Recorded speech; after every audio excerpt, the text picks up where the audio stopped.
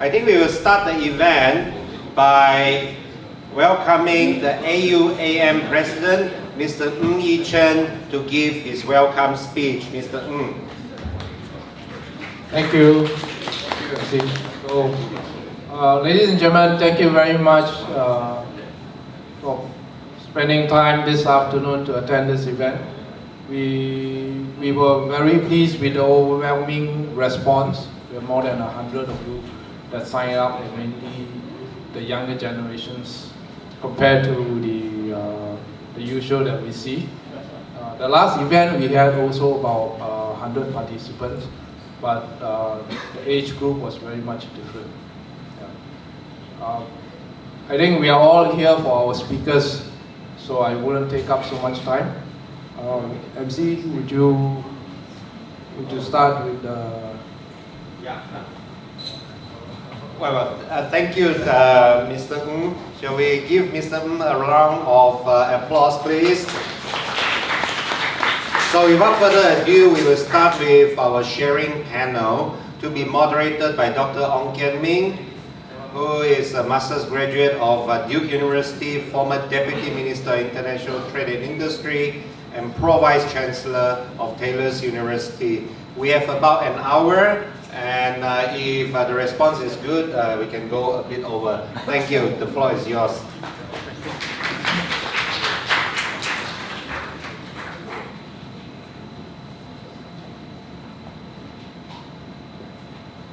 Testing. Let's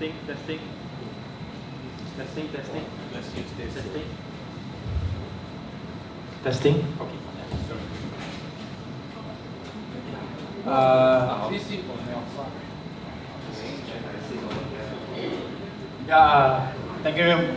Thank you very much, Isan, for the introduction, and also thank you very much, Mr. Ng, for this invitation. Most of all, great to see so many young people here. I'm not sure how much advice us oldies can give you, but I think it's more important for you to network among each other, and also I think there are representatives from NAMSA here as well. So for those of you who haven't gone to the US yet, I think this would be a good opportunity to get to know NAMSA and what it's doing as well. NAMSA reps are here, right? Yeah, President. Okay, yeah, of course, yeah. Sorry, I haven't responded to your email yet. Yeah. Yeah. Okay, I'm going to invite a couple of friends and new friends up on stage to join us for this discussion session. Starting, of course, with the host, none other than Stephanie. Appropriately dressed in her Stanford shirt. Yeah, so Stephanie is one of the co-founders of WORQ, and they have a number of locations. Later on, she'll share her journey with you. Secondly, I'd like to invite Chen Chow, because I want to split up the Stanford grads. Chen Chow obviously is a well-known person in the ecosystem, with Fave, and also graduated from Cornell, and very interesting story about how he got to Cornell and his experiences there. You can grab him for a few minutes. I'm sure he'll be able to tell you more. Okay, last but not least, Rezal. Rezal is also a Stanford graduate and has been dabbling in a number of activities since coming back. So you can connect with them on LinkedIn. I always encourage young people to go and get yourself a LinkedIn account. Can I have a show of hands? How many of you here have LinkedIn accounts? Okay, so you guys know that is the place to be when you want to do professional networking, and I'm sure it'll be a place where you'll be able to find out more about our guests here today as well. So I'm just going to start the ball rolling by asking the first question to all of you, which is, what are some of the most important skill sets that you picked up when you were studying in the US, and are you applying some of them now in the different, sort of like work things that you are doing, and even maybe some of the non-work stuff that you are doing, and maybe take this time also to share a bit more about what you're doing in the different roles that you're playing. So we'll start with Stephanie, and then we'll go down to Chen Chow. Okay. Alright, so I guess me first. Welcome for coming, and thank you for organizing this. I think Ng and his team did a lot, so we really want to recognize and thank them for the work that they've done. We've really just offered the space. Most of the work is done by them. And thanks for your support for coming, and everybody else for being speakers here, and Professor here for, you know, getting our juices flowing. You can call me Ken Ming. Yeah. Sounds too well. No more YB, but decided Professor. Okay, so I think, what's the question? There's quite a few. Yeah, so the kind of skills that you picked up while you were studying in the US, and to what extent are you applying those skills or using those skills now in your current workplace? Okay, so a bit of background before I go there, go to the question is that, so I went to Stanford as an undergraduate, and I stayed for the graduate program, which is the master's co-term. At Stanford, I'm not sure they have a co-term program. I don't want to say it's like easier to get in or something. I feel like it is. It's just like 1 year after your undergraduate. You don't have to write theses. It's like you're relaxing here, right? So I did that, and then so I got the the bachelor's and the master's from there.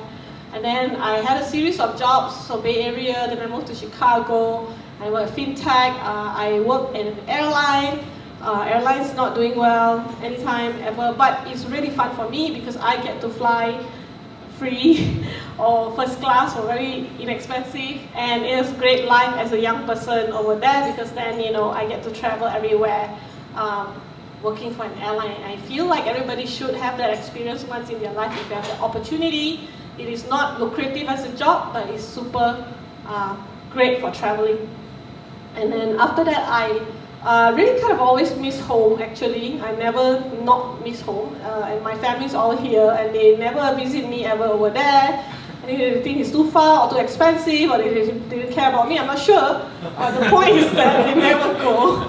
So I started to think maybe I should come back and all that. So I decided to do so, and my, you know, and I think also in a way, I kind of like Malaysia in many sense, like I feel money cannot buy, like, you know, the food is, you know, a lot better here, so, and then the environment and the friends, so I feel like no matter how much money I make over there, you know, there are just some things that money cannot buy, so I decided to make that move. So I'm happy, I'm still happy, and then I come back here and then I work at some jobs, more traditional jobs over here, and I decided to you know, use the more innovative mindset that I learned in order to start this real estate innovation company. So I think I see that real estate is a big problem for a lot of people, and it's quite cumbersome as well, and very expensive in the millions. So I feel like, you know, people can be serviced a lot better in the real estate than they already are, so that we can, you know, innovate this pretty easily. It's a big market as well. That's an important consideration for me, and so I decided to sort of tackle this market. So me and my co-founder, and also he's also my husband, we opened WORQ co-working space, and then that's what we are doing right now. So that's a bigger background. Then how we use our thinking to apply to our lives over here. I mean, the innovation mindset is definitely one of it. I think also at Stanford, the research mindset is very strong. So I, you know, hang out at MIT area. I see that it's different, very different with MIT and Stanford. Is that MIT is they're very good at getting, like, doing things. You know, like they can build things with their hands and all that. Like, whereas I feel like at Stanford it's very research heavy. It's always of that research mindset. So I think that is the kind of mindset that I bring to my daily life. And you know what I really learned is that recently I just came back. So that's why I have this T-shirt. I just bought it so I can. Came back from Stanford, lah. Yeah, from that. You know, from I went to the US. So Stanford is some cities, but then I was hanging out with the VP of design over there at Apple, and you know, I noticed he does, the first thing we learn is to go and get in and out. Every time. Burgers lah. Every time in and out burger. It's like a thing. So okay, we drive there. Then the line is so long suddenly this round. And we're like, oh, we're gonna wait here, you know, there are other burger places to go to maybe. And then there's one thing he said, let's commit. Right? This word commit is very important to him, I can see. It's also very important to probably a lot of our lives, right? a lot of times you don't get up there to that level at Apple if you don't know how to commit, I think. A lot of people are very smart and they are very, they can score, they can also work very intelligent. They become consultants, they're investment bankers. But at a specific point of their career, especially at the top, there's very few of those top level positions. The fight is more tough up there at the top. Then it switches to become your character and your attitude. So the ability to have that trust, that commit, is what people on the board level will see already at that point. So they'll say, okay, this guy's been jumping jobs and all that stuff, right? He's great, so he can keep getting higher salary and all that stuff. But your ability to commit to something is very important in entrepreneurship, but also in the job is extremely important, right? And that is how I see the senior management of the people in Silicon Valley. That's what they value. And that's how the exact same thinking at work, that's what we value, right? Where's Camilla? Camilla, how long you been work? Close to 5 years. Camilla joined us. So we are about a 6-7 year company. Camilla is an example of someone who commits extremely well. And we value that a lot. We don't tell her enough of that because she worked too hard and we cannot catch her to have a talk or whatever, she's always working. But commit is, I think, something that I want, perhaps for the younger students, you should try around in your younger years, but also that exhibiting that character, I think is very important in anything you do. Yeah. Okay, so a lot of issues brought up just now.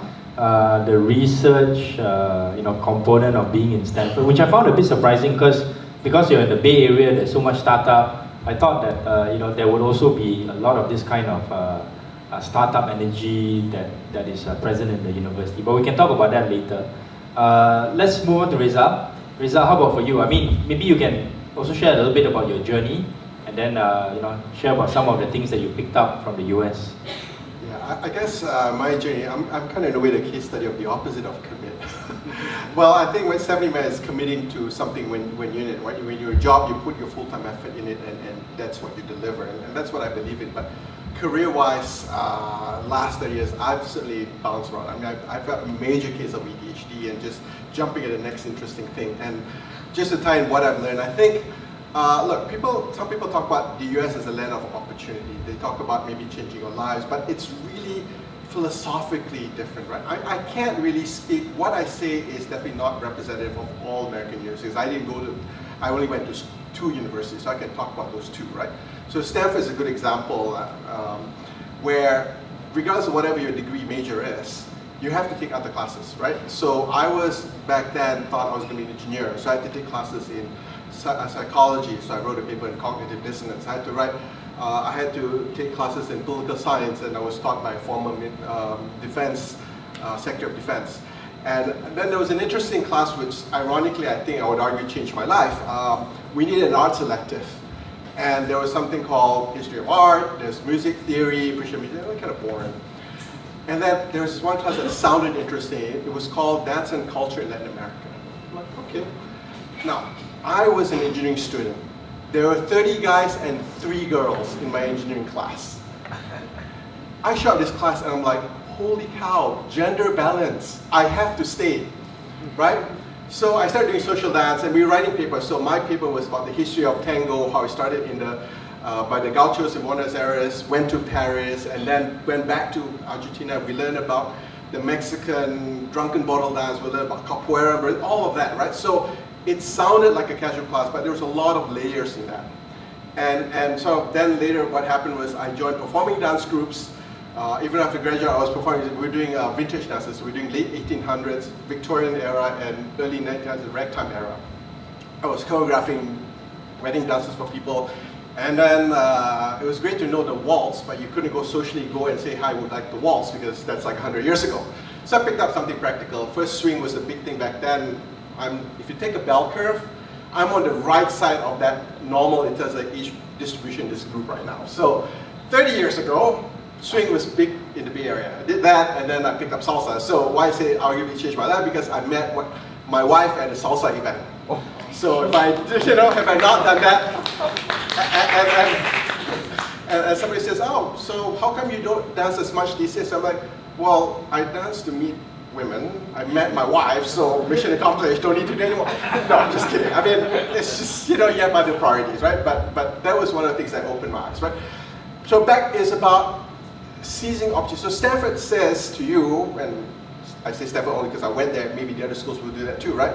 I know you think you want to be an engineer, I think you want to be relevant, but let you expose yourself to the other things, right? So, major case of ADHD, here's what was happening for me. I did my engineering degree. Towards the end of my third year, I realized I didn't want to be an engineer, chemical engineer. So let's try something different. So, like Stanford, there was a co-term program. This thing was a new program called Earth Systems. So there are 3 tracks: Biosphere, Anthrosphere, Geosphere. Biosphere is about the environment and living things. Geosphere was the environment and things in the earth, and then Anthrosphere was the interaction of environment and human activities. So we were doing 30 years ago, before people now talk about it, carbon taxation, transfer credits, all things that now are the hot ESG things. And what I needed was a bunch of economic classes. I found out by just taking 4 more classes I could get an econ degree. So by the time I left Stanford, I had a BS in chemical engineering, I had BA in economics, and an MS in Earth Systems. And interestingly enough, so I have 3 degrees from Stanford and I have 2 rejection letters. So I don't know if anyone can figure the trivia there. So basically, I applied as a freshman, they rejected me. So I got into Berkeley and Cornell, and with no offense to Cornell, I'm like, sunny California, freezing winter, upstate New York. Let me think real hard about that one. Right, so Berkeley went to Berkeley, and a good friend of mine, actually, you probably know of him, Azran, who's at former Asian Activity, was at Stanford. So I'll go visit him, like, wow, this is like Club Med, and I go to a state school. So I applied to a transfer and I got in. So that was, rejection letter number 1. And then worked in the Bay Area for a while, then I'm like, oh, I want to apply for my MBA, so hey, I like staying in the Bay Area, I want to stay in the Bay Area, so let me apply to Stanford. Got rejected again, so rejection letter number 2. So, okay, so that's sort of back to the context. It's about seizing the opportunity, right? In our culture, in also, sorry to say, the British system, it's a bit more rigid. You're kind of more in a box.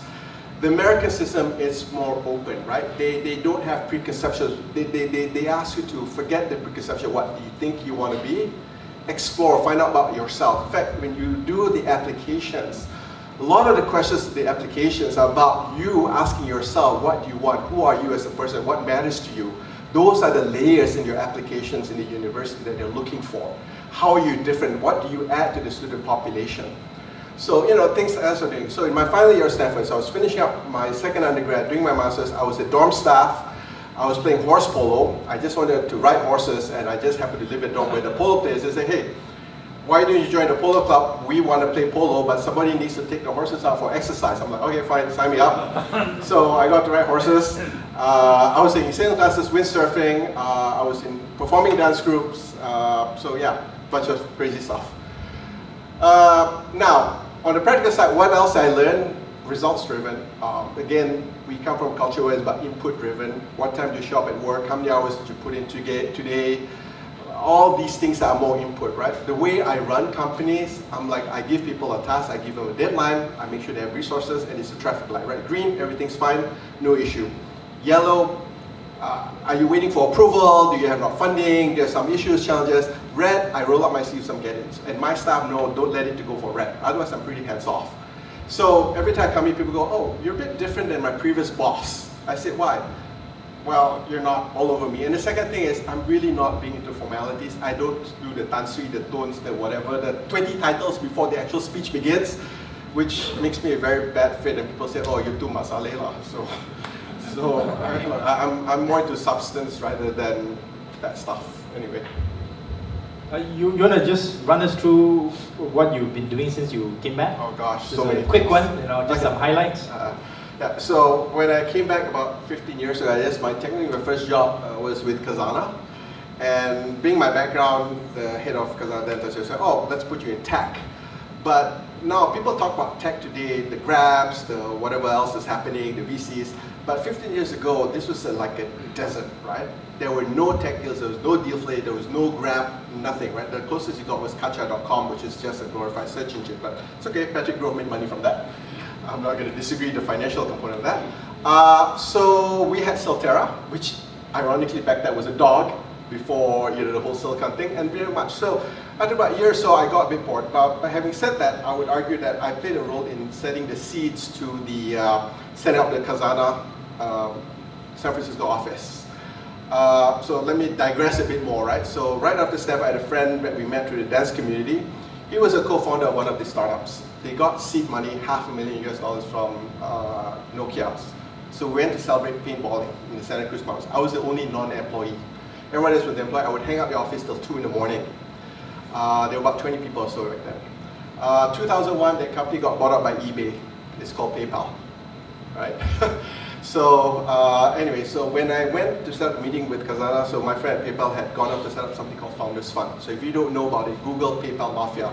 Founders Fund backed a few companies, and one of the things he said to Yeoh Khazanah then, he says, now this is in 2010, because on behalf of SpaceX, we'd like to thank the government of Malaysia for our first commercial launch. So it's a Falcon 3. We were the first commercial launch of space. In fact, the Tesla Roadster, Elon Musk's first car, was actually based on the Lotus Elise chassis, which we then owned. So we actually have two linkages back to specifically Elon Musk, interesting enough. So that eventually opened Tan Sri Azman's eyes to the need to be in Silicon Valley to see the deals, right? If you want to catch fish, you don't catch fish from the jungle, you catch fish by the side of the river. So they set up the San Francisco office, and then they did a few other investments, so on and so forth. I think the couple of key takeaways from that is, I think very rich experience that Rezal has had is the flexibility that you have in the US system, right? Those of you who are studying there will know this. Those of you who are going there, I think you should be prepared for this and to take advantage of this. I'll come back to the both of them later, but Chen Chow, last but not least.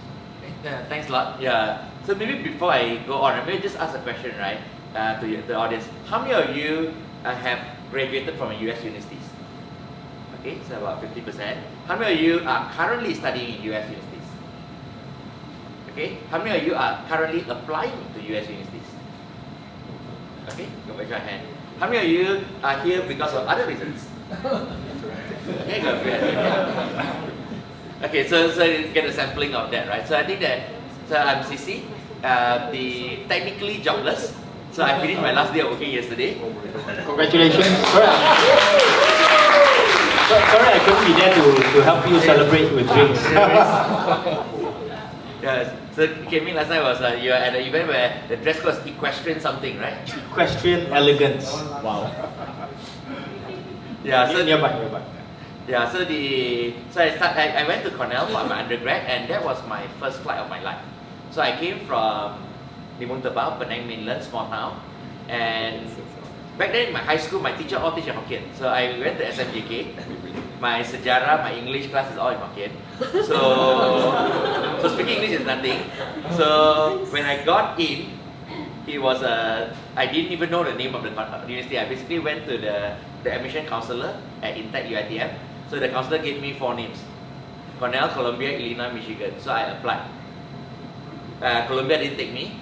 Cornell took me, so I went. So that was the only thing. So that was my first flight of my life. Went over, did the English test, and I was the worst 8 students of the whole uni. So that was how I started, right? So fast forward, I finished, got a place at Stanford for MSNE, the easiest master of Stanford. No money to go, no scholarship to go, so never went. So that was where, almost Stanford, but never got there.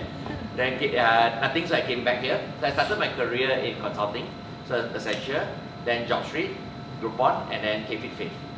So back to the US education, I think the few things there, right, I was not exposed. So the few things, I think one is that you have all kinds of classes on any random things. The year I went was September 11. So one of my class was terrorism. The professor was one Muslim and one Jewish. And we came from all the 40, 50 countries discussing on what happens in the world. Right? So it was quite an interesting session. Physical education as well, you have all kinds, right? So from equestrian, archery, rifle, pistol, ballroom, swing, anything that you think of, right? So there is a lot golf and all things. So there's a variety of things that you can do it. And I think the other one is that people that you met. Like this one, Rezal talk about Elon Musk, right? So when I was at my campus, there was this person there that's speaking there that tried to tell people they want to go Mars, go space, and all this kind of thing. And there were 10, 15 people there. and I found free food, so I went in. That person was Elon Musk, 20 years ago, right? He was this like just came out from PayPal, tried to start SpaceX. No one believed in him yet, right? And I told him from Malaysia that time he had meeting in Malaysia and everything. He was like super excited because there's this Malaysian boy here. Then he was like super jumping non-stop talking about that. So I didn't keep in touch with him. But the campus gave you a lot of this opportunity, right? All kind of things. Migration ceremony. The performer was Snoop Dogg. So Snoop Dogg led the performance on my graduation. So they have all these kind of things, right, that happen. So I think a lot is exposure. So in terms of lesson learned, I would say that is variability of the things that flexibility, adaptability, things that one came across, right? And I think opportunities. There is a lot of opportunities that land across. Like one of the times that I got an email in university, they need 10 volunteers to ask a question to International Space Station. And because the university, there was one alumni that went to the International Space Station, and there were a bunch of people trying to do the radio connection to the space, and they need random apps reply the question. And I got a chance to have a 5-second of it to ask my question to the space. So that was where it is, right? So a lot of time the university has a lot of random opportunities.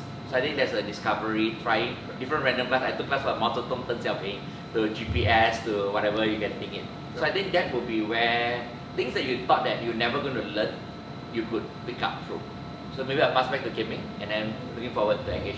Sure. Yeah, thanks. I think a very rich experience as well. Chen Chow will be able to tell you much more about his Groupon and Fave days and all the interesting things that he's gone through. I'm gonna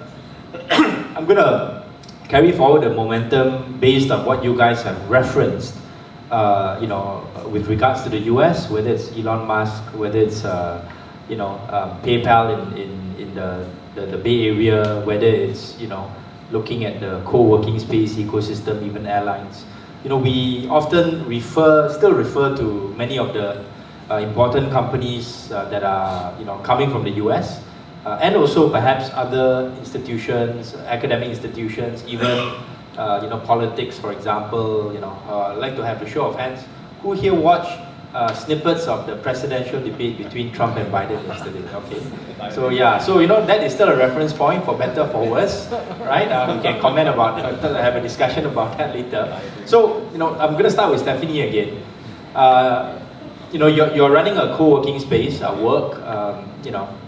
Can I ask, to what extent did you try to learn from examples in other places, including the US, the good and the bad and the ugly?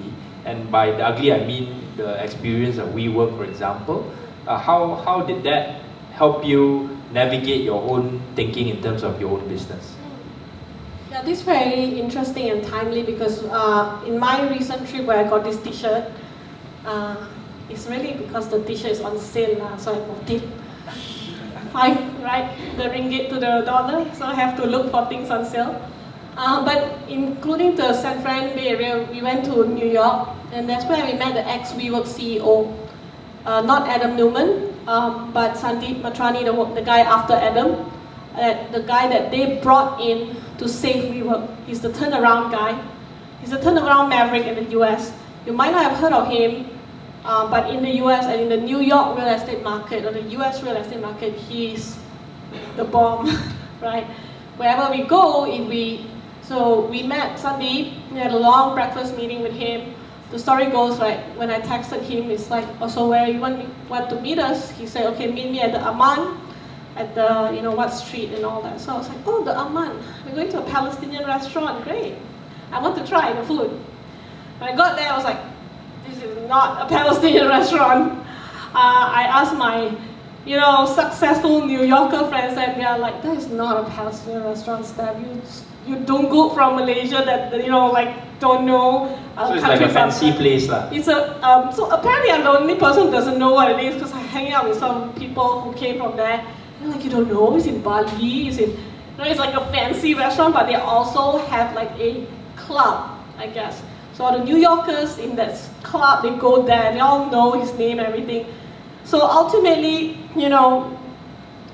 is very connected in my industry, which is the real estate industry. It's extremely important meeting for us because, to open the doors to a more traditional kind of, maybe they already have their own club of people, is very, it's a big step. We need that step, right? So when we meet him, got a lot of advice, we got a lot of insights into WeWork and that turnaround game. So after WeWork was handed to him, he actually listed it as the spec, right? And that was a difficult thing. Sandeep is a maverick in many, many senses. I worked with him. I know his style. He's crazy tough. And then, you know, he negotiated a lot of the debt restructuring as well. And he really felt they did not have to go into the bankruptcy, right? That they could have grown and they could have actually done that path instead. Okay, difference of opinion between SoftBank and what he felt as well, I guess. And the thing is that ultimately, I think, you know, what I like to learn from the people in the US who are not white male Americans and how they got successful over there. That means not Adam Newman, is it? Adam is Jewish, so he's not white male. And also not American, and he's interesting to learn from. I think he's very adept at a lot of things. I wish I had the chance to meet him as well. You know, you're there to learn. That's what we were there for, right? And we are there in the Bay Area. We are actually, our trip is to learn. And if you see Sunday, and I know we talk about this trying everything. I know you guys actually probably already know that. That's why I'm honing in on the point of commit again.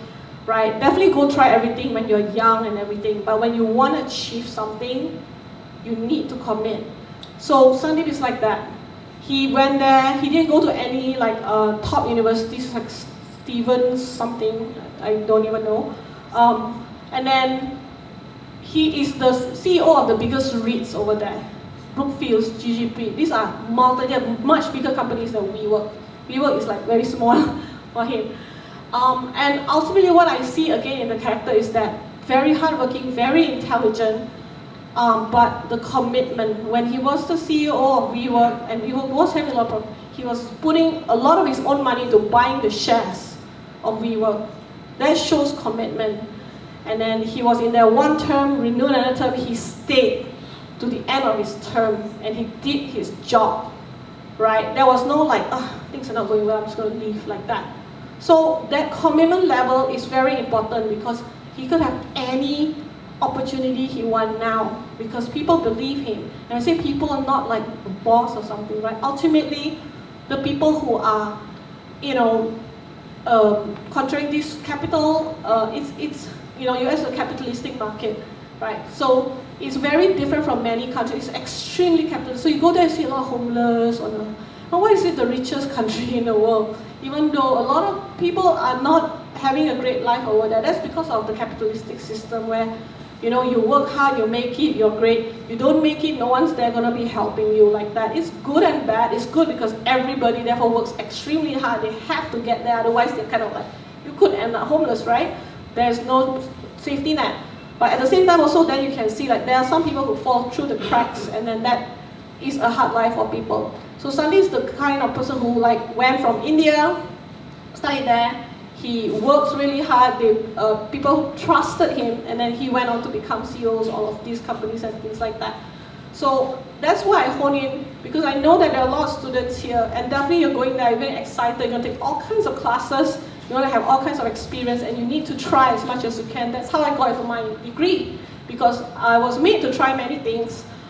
You know, and I fell in love with something I never thought I would like, which is econ. And for econ, I really do it because I like it, and because I have like a lot of natural innate ability and interest in it. I would, so I had the best date of my life with my husband when I went to Stanford, because we went to the Stanford econ department, and I, you know the professor. I went to the library, and we just sat there her afternoon and read econ books, and that's our date. And it's like so romantic and fun, and oh, we fell in love with each other all over again. Very economical way of. Yeah.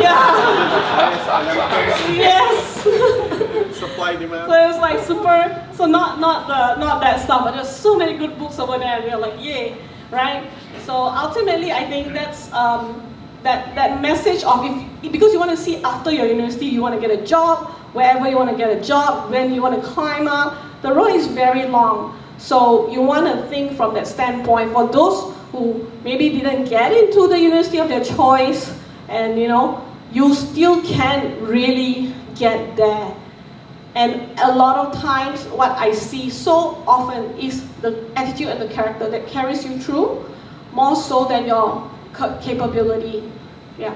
Yeah, I guess maybe the US would be a place where that kind of character holding is done in a much sharper way compared to other places. Rezal, can I ask you, since you are doing your own tech startup now, and also you've been in the tech ecosystem, for quite some time. You mentioned, PayPal. You mentioned the Bay Area. What kind of potential does Malaysia have, including in your own area of expertise now? In using the kind of learnings we have, from the US to bring back here and to customize it, for example. I think that's very key what you said, customize, right? So allow me to give you a contrary view. So we talk about America and university, the benefits. But sometimes America, as you well know, gets into their mindset like America is everything, what we do is the best, right? They play football, suddenly it's like world champion, the only ones playing baseball, but it's a world championship. So it's not really football. There you go. So for example, one of the reasons why Uber didn't succeed and Grab succeeded here, because Uber took the American model, right? Credit card, everybody needs a credit card. Grab said, you can pay with cash. Can't think about it. When I was working at Fortune 500 company, we had developed a newer product, and they said, okay, this is a coding for, let's say, for a house, right? So this product lasts twice as long, we're going to sell it for 30% more. So I go to the Asia market, I go to India, I go to wherever, and they say, no, we don't want a paint that lasts twice as long for 30% more. We want same paint, but 30% less. Americans don't think that way, right? So I think that is something you can use to advantage. So the other problem I have, talk about innovation thing. When you go to Silicon Valley, you have this mindset, it has to be the greatest, brightest, you have to come up with a really original idea, right?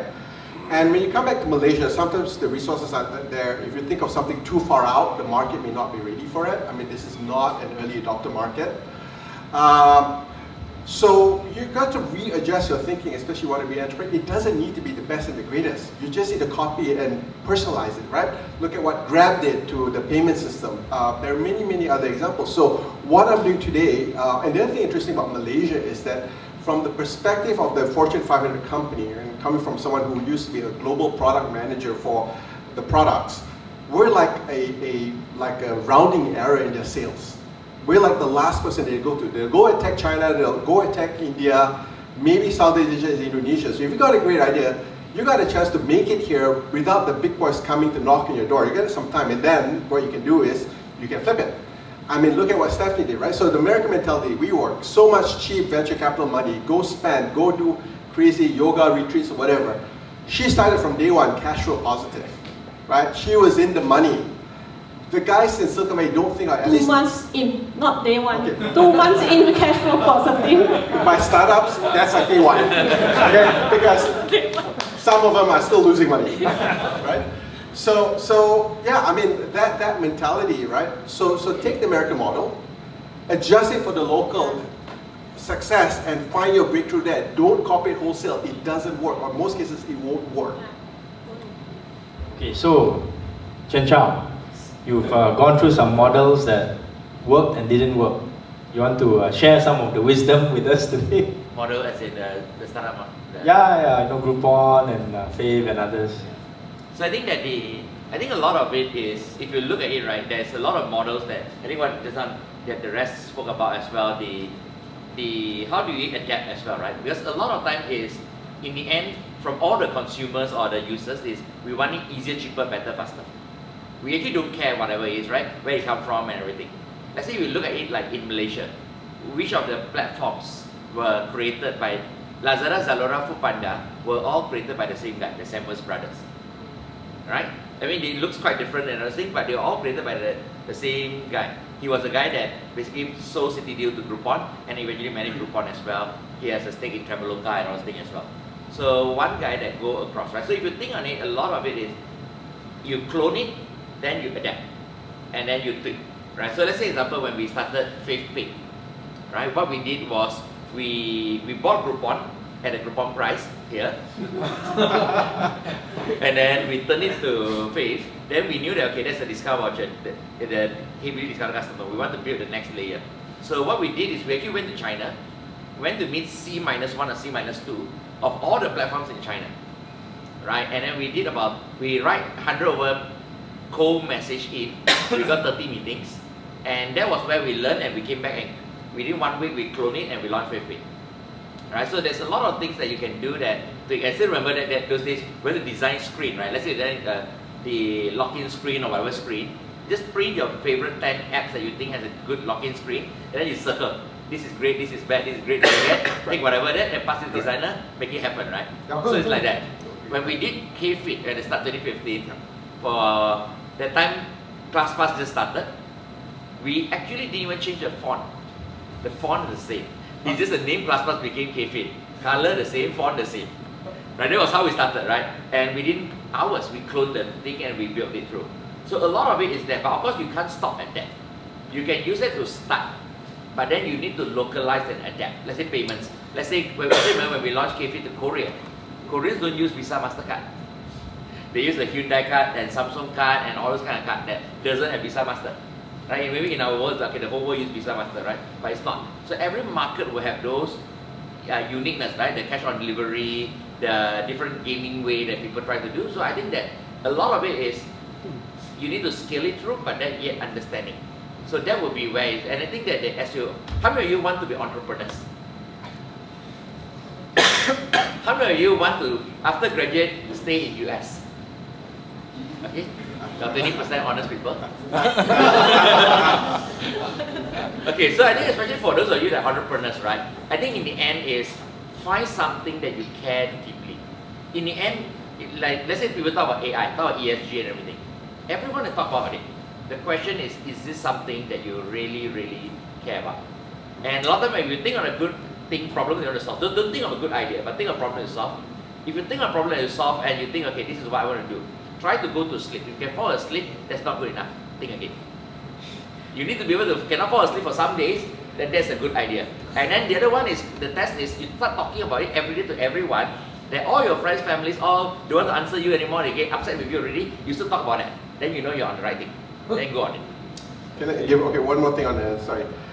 We talk about universities, why it's great to have a degree, blah, blah, but also got to think about what you want to do with it, right? I was just talking to someone just now, but if you want to be an entrepreneur and you want to build a bubble tea franchise, you're not going to learn to that at Stanford, Harvard, MIT. Go work for Tea Life, go for Cha Time, and then figure out the secret and then tweak it and do it, right? So not everything is solvable with a university degree or even a top university degree.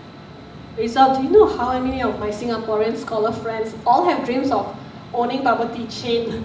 After they retire. They always talk about it and never do it.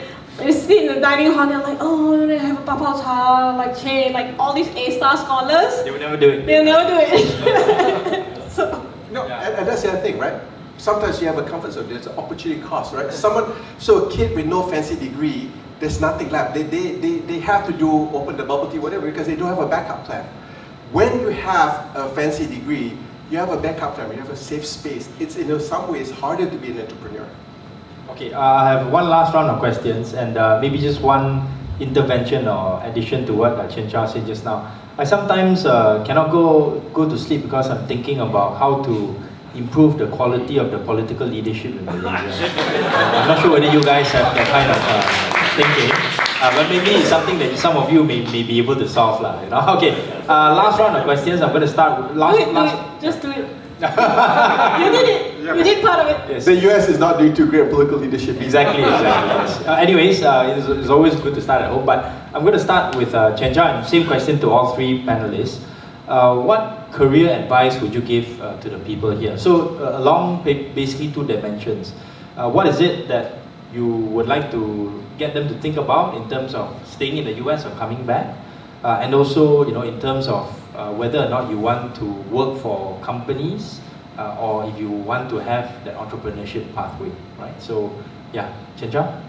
So I think one, just back to the earlier part, right? I talk about your interest and passion and thing you care about. So that's, I think I would say number one. The second is go to where the puck is going to, not where it is today, right? Because the things are moving, right? So you want to sort of, hello, you all can hear me? Okay, thanks. So you want to go to where the puck is going as well. So not where it is today, because the world today is changing so fast, right? And a lot of times it's solving the core problem. So like today is TikTok, previously is Instagram, before that is Thread or whatever, right? But if you think on it, the world will change, but people still need to communicate.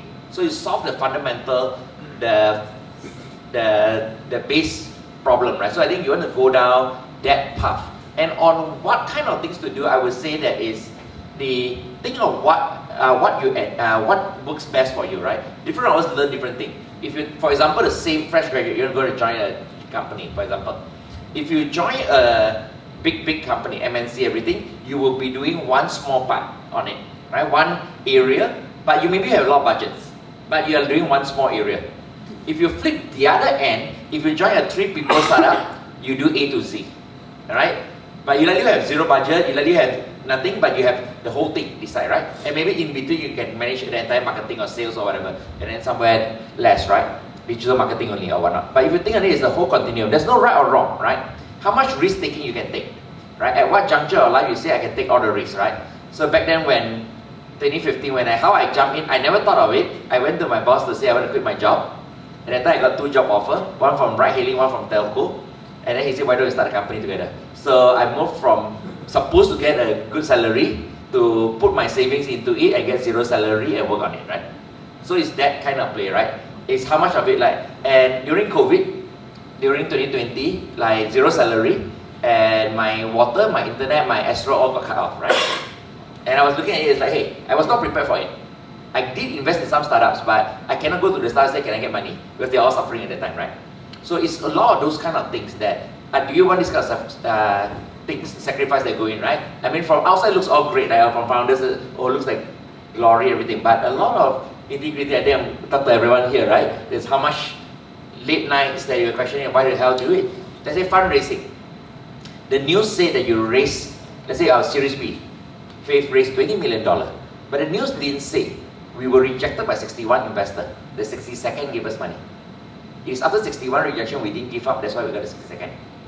Right? So there's a lot of that. And maybe as you all explore, just go out there and try and then commit, right? So I think it's, you have to open and close. And maybe for one little advertisement, there will be US apps coming up in August 10 and 11. So for those of you that are applying, go try for it, right? Yeah, posted at Taylor's at you apply. Yeah, Rezal, you wanna? Okay, I'm going to make it interactive now. Who has taken a psychographic survey of themselves? Myers-Briggs or some other personality test. Personality test, okay. Do it, find out what makes you tick. I'll tell you why, because you got to find something that fits for you, right? This is where no right or wrong answer, but remember, Darwinism isn't about survival, the strongest, fastest, whatever. It's about the survival, the most adaptability. This thing came to me just more recently, right? Many years I spent just swimming upstream. I was good at coding. I don't have a degree in computer science, but I was coding in high school. Even my first job, I was with a think tank in Silicon Valley called SRI. I was doing coding, but I didn't like the geek stereotype, everything. So I was doing everything else but coding and finding upstream for 30 years of my career. Finally, a couple of years ago, I finally realized, look, this is what I love, this is what I'm good at, I'm going to do it. So having that psychographic test, whether you're an extrovert, whether you're an introvert, whether you like working in teams, individual, whether, all these things will help you find that fit for you. If not today, at least next job, the next opportunity, so that you're not swimming upstream. It's a lot of energy wasted swimming upstream. Yeah, I think I agree with that. And some advice I like to give to, because I do have a lot of relationships with the Stanford students. We just met up with all of them, not all of them, some of them when I went to my trip, and I asked them how their experience is. I interviewed the Stanford applicants for their application as an alumni. And I think, yeah, this swimming upstream thing is real. And a lot of times if you don't feel so strongly about something. Like, so for me, I really like economics. The funniest thing is a lot of things I cannot stand my ground at Stanford, but with econ I can.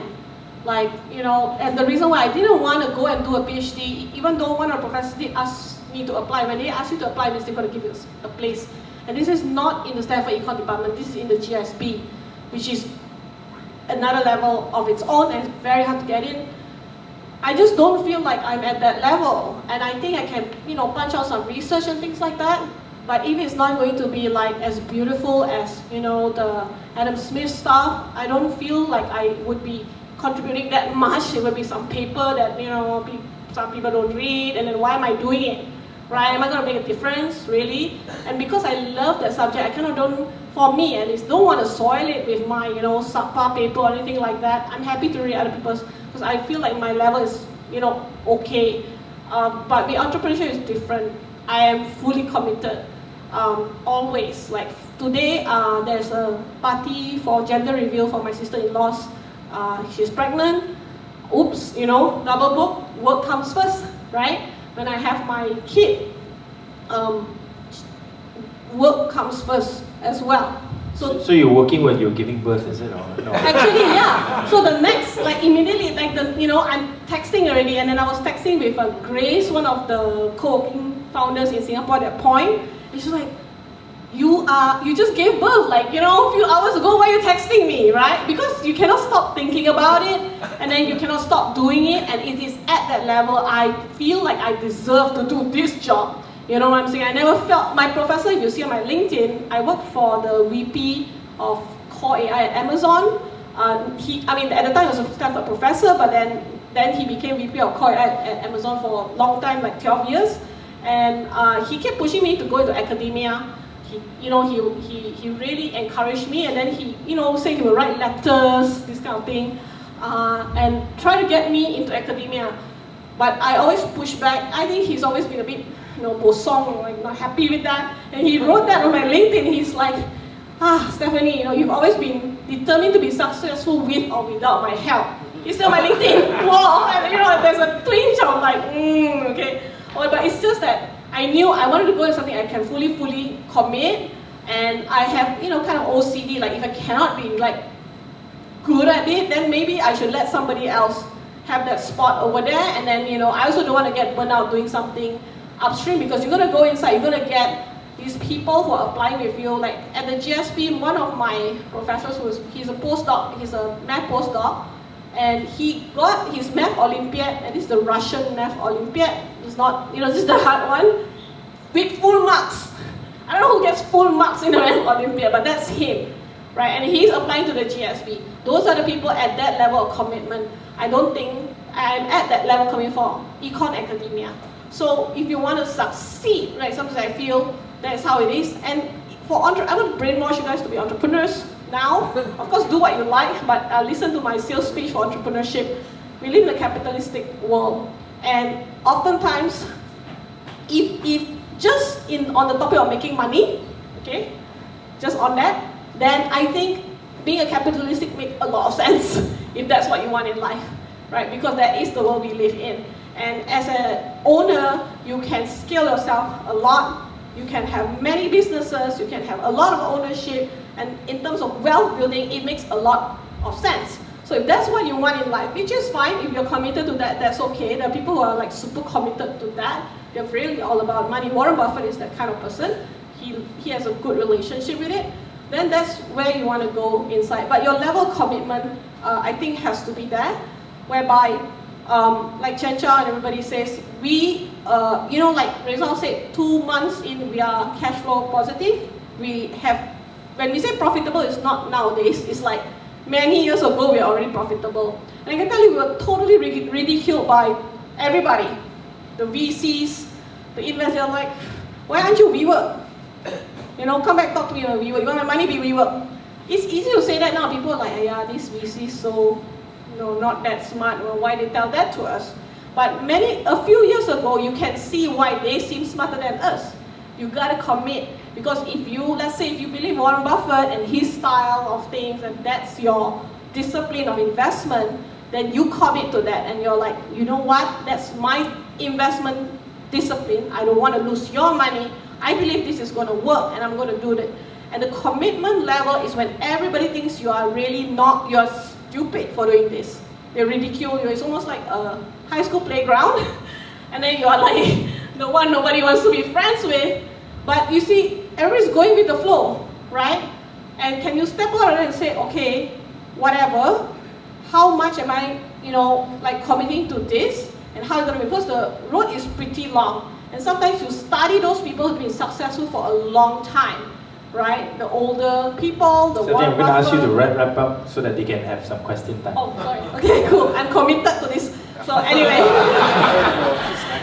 You can see. And so ultimately, I feel like I'm just seeing you ahead, like not just after graduation, but after that. And I like to see you guys, like be wherever you are. And that commitment level, I think, is quite important. Yeah. Yeah, definitely can see your commitment to your commitment.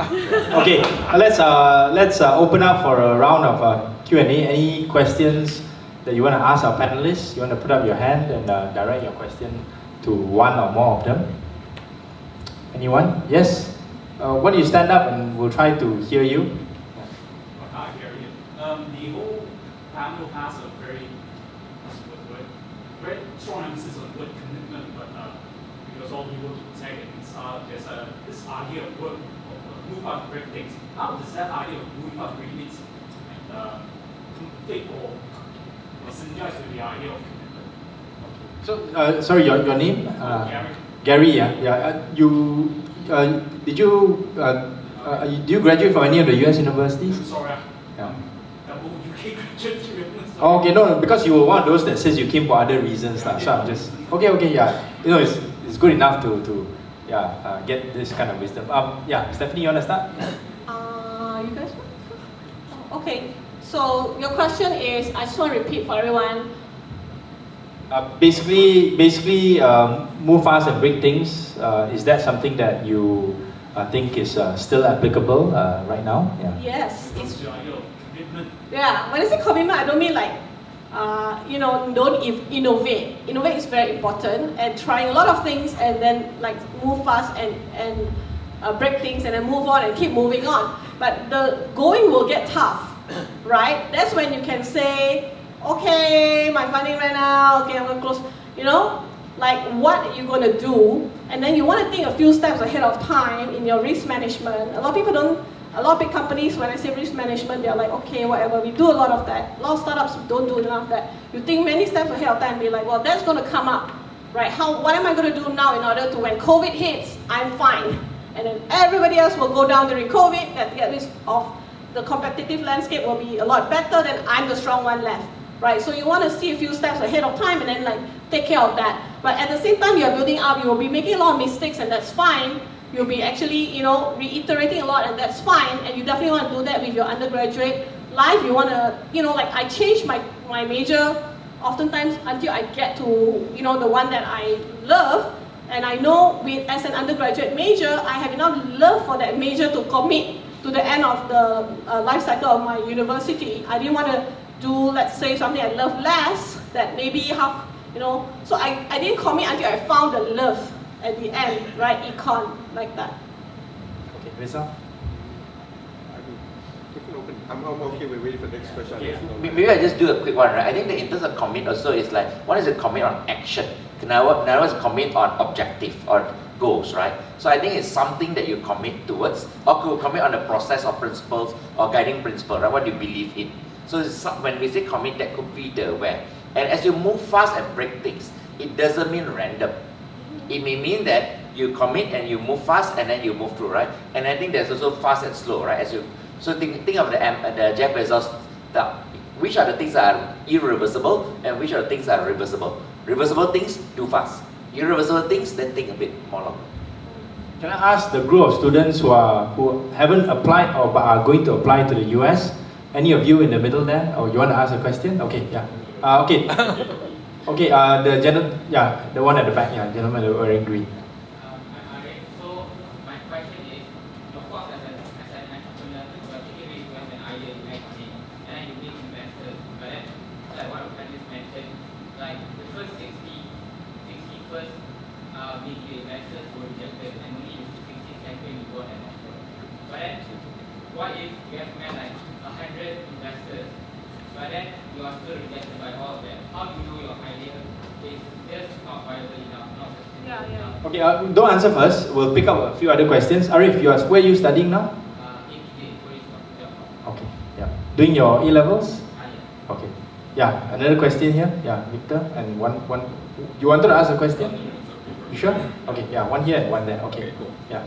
Alright, so thank you all the panelists for your amazing presentation. So my question is, Rezal mentioned actually that, well, sometimes going to a top university is not always the best possible course of action.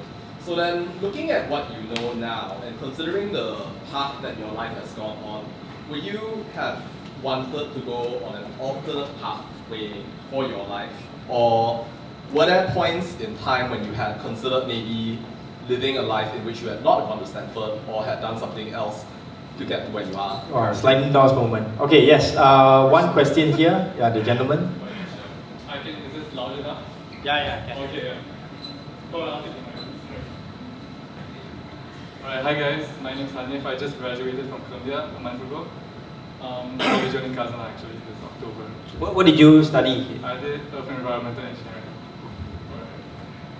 Similar with Rezal probably. So my question is basically, I think I was just curious if you bring up the example of the Sambar brothers. They seem to be the brothers from Germany.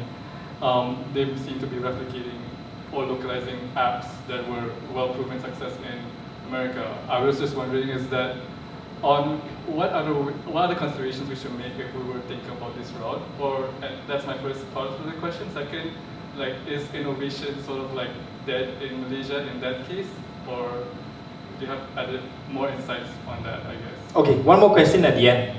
Yeah, you wanted to ask a question, right? Yes. Yeah. Yes, yeah, thank you. My name is Brian.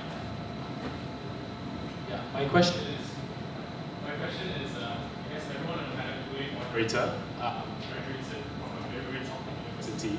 My question is, given this, do you think this gave you more confidence to do what you're doing compared to those from maybe middle schools or even other schools that you may not heard of?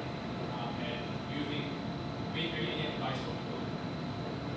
Okay, so I'll start with Chen Chow. The two sort of like investment-related questions. The one about customization and also innovation, and also if what happens if 100 people reject you, right? And then you can maybe take some of the other two questions about education. So I think in terms of the investment, I think the one is that a lot of time when the startup founders, as I talk to them, right, is think of where you want to get to and find investor to fit your journey. Not the other way around. If you ask, you meet 20 investors, 20 people will give you different things.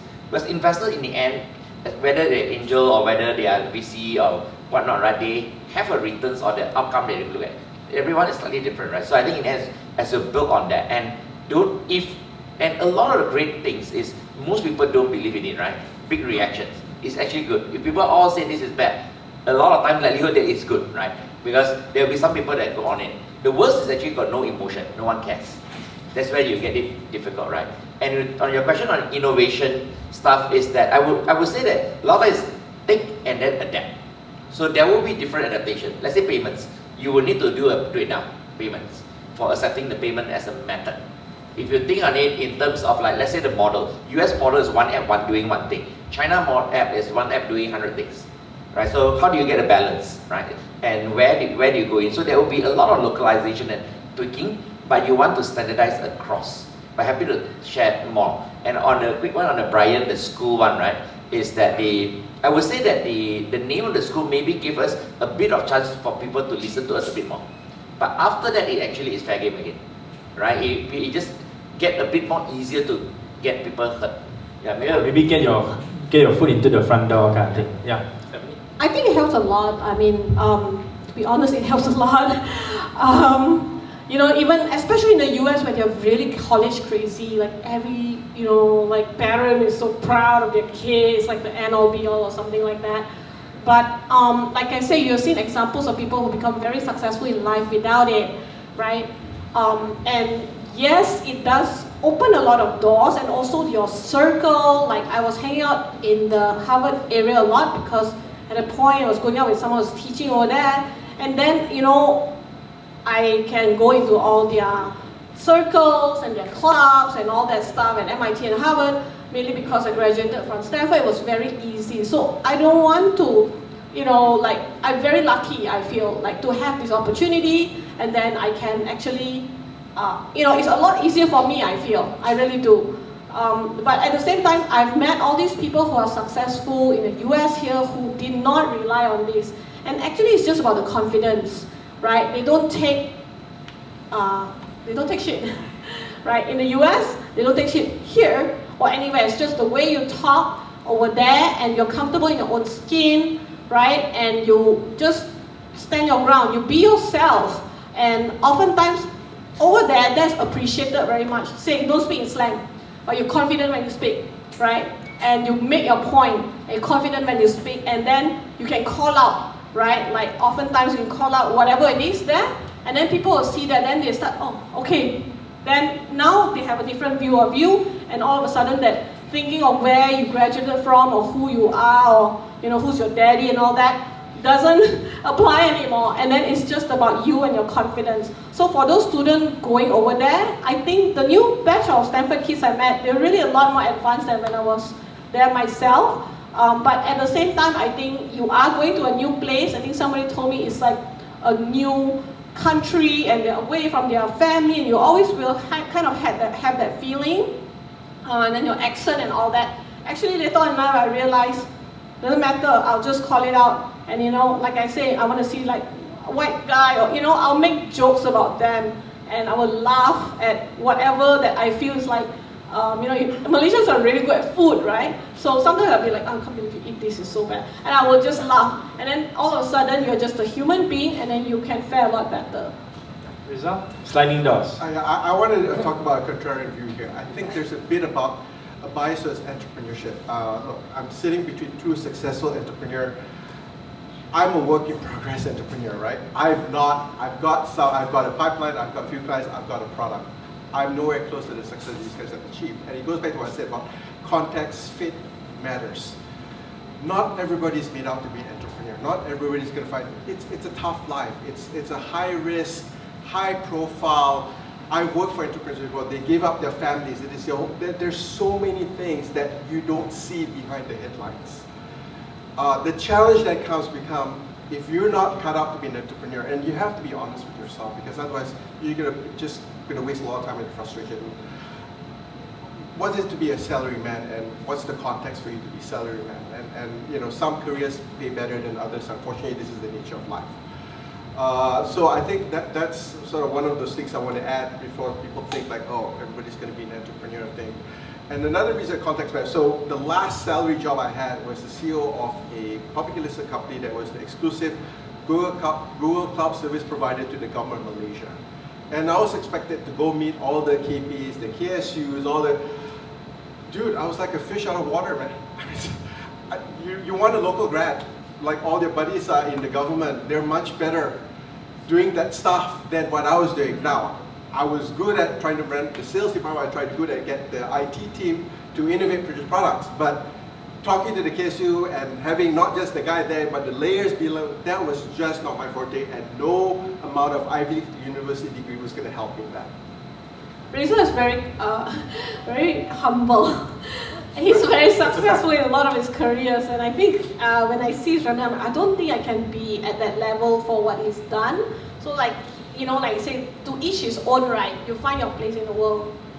Yeah, so Sandeep, that you mentioned just now, he went to the Stevens Institute of Technology in Hoboken, New Jersey. So not very well known, but he, succeeded, in his work. Just maybe one last point to add to what Victor said just now. We would be foolish not to make use of whatever alumni networks that we're part of. That definitely helps, whether it's local or foreign universities. And I think we're also quite lucky in the sense that we have the American Universities Alumni of Malaysia here, where we can network among all of the US alumni, and that's a network that I think would be useful for you now and also in the future. So with that, I'd like to say thank you very much. It's almost 5 o'clock, and I'd like to pass it back to Asen for the next part of the program, where we do more eating and networking. Can you put your hands together and thank our panelists?